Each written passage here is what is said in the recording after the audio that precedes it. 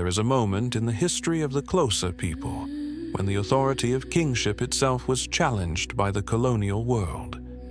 He was Hintsa Khawuta, the one man capable of uniting a fractured nation. But his ascent happened in the shadow of a dark promise, the escalating colonial threat.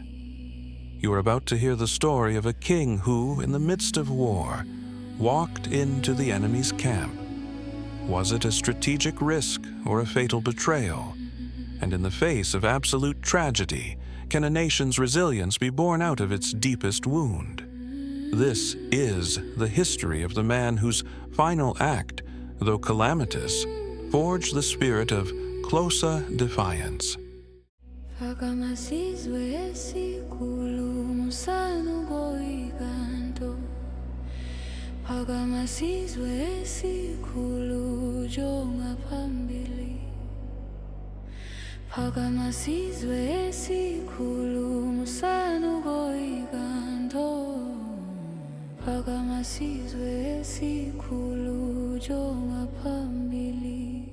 History of the Xhosa Nation, Episode 3, The Powerful Rise and Shocking Fall of King Hintsa.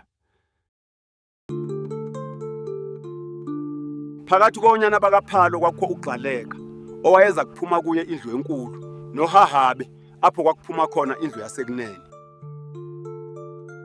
Kuluhlu lukaGcaleka kwaphuma uKhawuta uyise kaHintsa. Indlu yesandla sasekunene yaqhubeleka ngonyana kaHahabe umnawo. Emva koko yaya kunyana wakhe uNgqika.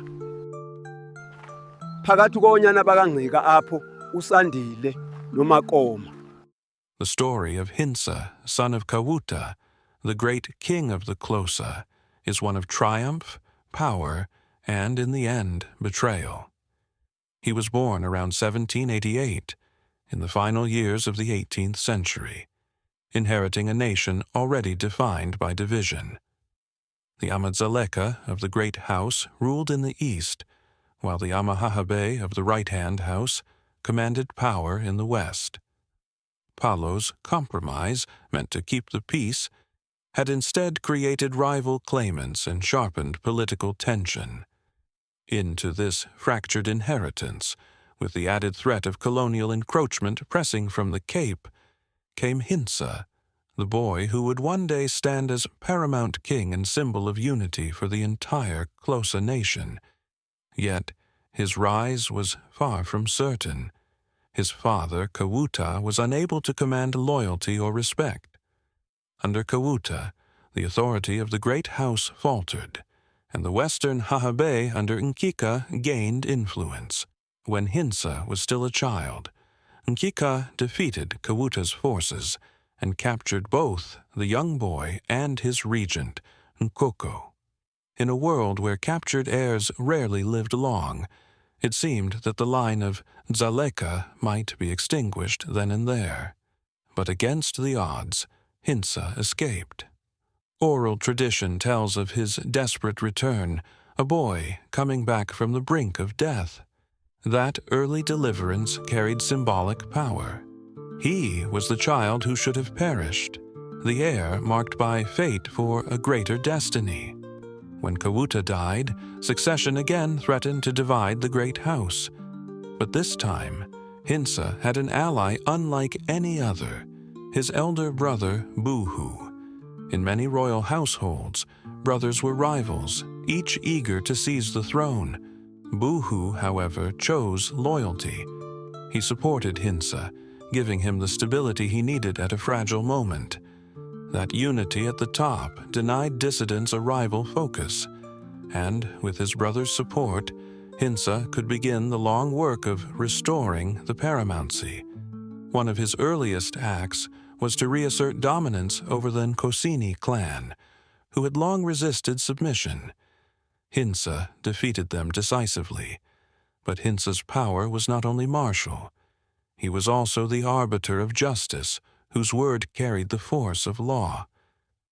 The most famous example of his judicial role came in the aftermath of the Battle of Amalinde in 1818. This was one of the bloodiest civil wars in Xhosa history, pitting Nkika of the amaHahabe against his uncle Ndlambe. Amalinde left thousands dead and reshaped the balance of power. Soon after, Nkika caused a great provocation in the nation by abducting Tutula, Ndlambe's wife. It was a crisis of legitimacy. Ndlambe brought his grievance before the paramount. Hintsa convened the chiefs, heard the case, and delivered the ultimate judgment. He ruled in favor of Ndlambe, affirming him as rightful leader and dismissing Nkika with the cutting final words. He never reigned, but Hintsa went further. He enforced his ruling militarily, sending his warriors to exact compensation. In that moment, Hintsa demonstrated that the paramount was not merely symbolic, but the embodiment of justice, capable of binding the two houses of Xhosa and Hahabe under his authority. Hintsa also acted strategically through marriage.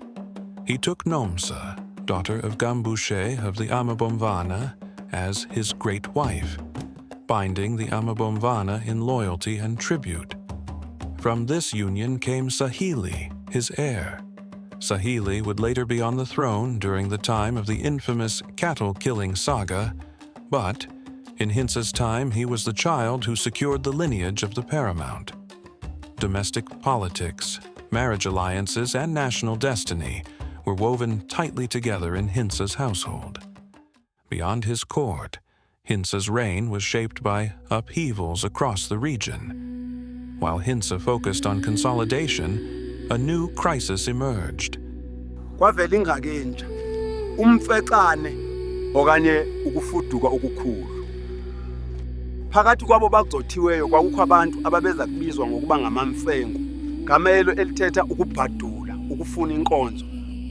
A wave of desperate refugees went southward, fleeing from the upheavals in Zululand. Among them were people who would come to be known as the Mfengu. The word Mfengu was a description, meaning those seeking refuge. Indeed, the Mfengu arrived in waves, seeking refuge among the Xhosa. The initial reception from Xhosa chiefs was one of strategic welcome. Here was an opportunity to augment their political strength in the midst of war. King Hintsa would play a big role in welcoming these new groups. Phakathi kwaba bafike kukho amabhele, amahlubi, amazizi, namabhaca akhokelwa ngukumkani uMadzikane. UHintsa wabamkela bonke. Bamanyana nesizwe samaXhosa. Hintsa initially gave them strategic welcome as a source of labor and tribute. However, they were people living under the Xhosa, not of the Xhosa, and friction grew. In a pivotal and fateful moment, the Mfengu turned to the encroaching power, the British colonial authorities, for protection. The British orchestrated the liberation of the Mfengu during the War of 1835, positioning them as allies. This decision would have profound and lasting consequences, pitting Xhosa against those they had once welcomed as kin, and laying the foundation for a conflict that would tear the nation apart from within. The influential Wesleyan Methodist missionary William Shaw arrived in the Eastern Cape in 1820, establishing a chain of mission stations. When the missionary William Shaw arrived, King Hintsa delegated oversight, ensuring that no foreign religion could operate unchecked. Traders, meanwhile, were tolerated, but expected to acknowledge Hintsa's sovereignty. When they failed to do so, there were consequences. The defining test of Hintsa's reign came with the Sixth Frontier War of 1834–35, known as Hintsa's War. By then, decades of settler encroachment had dispossessed the western Hahabe chiefs. Land was seized, cattle confiscated, and prominent leaders insulted or even shot. The frontier chiefs looked to Hintsa as their paramount protector. He gave his approval, and his lands east of the K became a sanctuary for fighters and stolen cattle.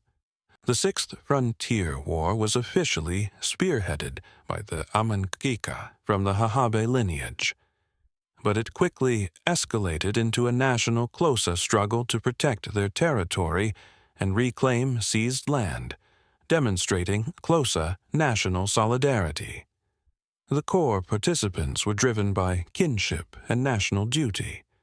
This included the main fighting force of the amaGcaleka under leaders like Makoma and Tihali, who were fighting for lost land. The amaGcaleka paramountcy, led by Hintsa, approved of the war, providing men and a refuge out of national duty. Other fighters included chiefs from the amaNdlamba lineage, such as Mala. However, this unity was not complete. Crucially, a number of chiefs and their followers refused to join the conflict, thereby defying the deeply held Xhosa ethic of lineage solidarity. These groups included the amaGcaleka chiefs Pato and Kama, who chose to remain inactive based on their assessment of the colony's military strength and missionary influence. Other dissenting chiefs were Makai from amaNdlamba clan, Dawani Chachu from amaNtinda clan, and Matwa from the amaGcaleka clan, highlighting the internal divisions and high stakes of the war. The British, in response, launched a campaign of destruction. They marched into Xhosa territory, burning villages, destroying crops, and carrying off herds. Their aim was not only to defeat warriors, but to starve the nation into submission. In this crisis, Hintsa remained the symbol of unity.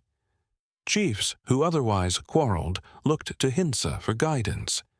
Even the dispossessed Nkika line, often at odds with the Great House, looked eastward, describing themselves as orphans of the Xhosa nation under Hintsa's protection. In their eyes, he was more than a king. He was the embodiment of Xhosa identity itself. But the war ended in disaster.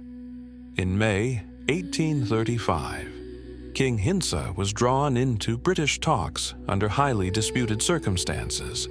He was clearly taken hostage by Governor Sir Benjamin Durban, a powerful British general and administrator.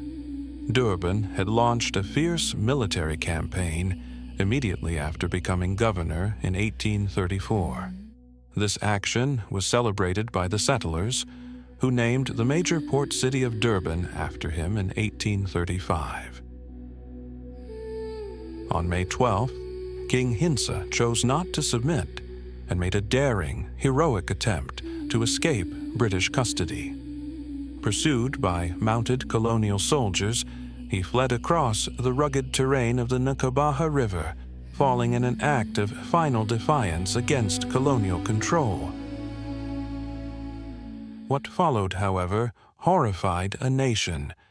Evidence from officers' diaries and later statements confirmed that Lieutenant George Sothe's soldiers desecrated Hintsa's body, stripping him of his royal ornaments and deliberately violating his body for use as trophies.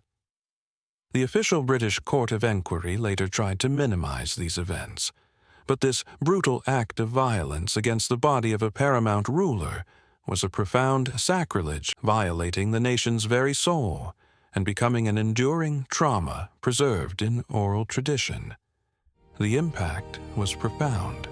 Hintsa had been the supreme judge, the unifying figure whose rulings carried legitimacy across both Great House and Right-Hand House. His killing left a vacuum no paramount could immediately fill. His son, Sahili, inherited the throne, but he did so under the heavy shadow of his father's mutilation. The death of Hintsa was both calamity and turning point. With the paramount gone, the structure of unity collapsed. But the spirit of resistance did not die. It flowed into the warriors and generals who had fought at his side. One of them had already shown brilliance at Amalinde, commanded armies, and ruled as regent for his younger brother, Sandile. In the praises he was called the black snake that crosses rivers and the leopard of Fordyce.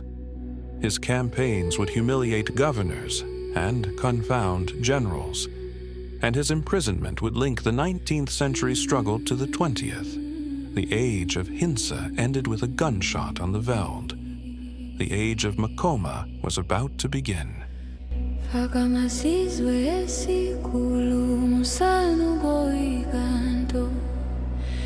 Pakamasizwe esikhulu jonga phambili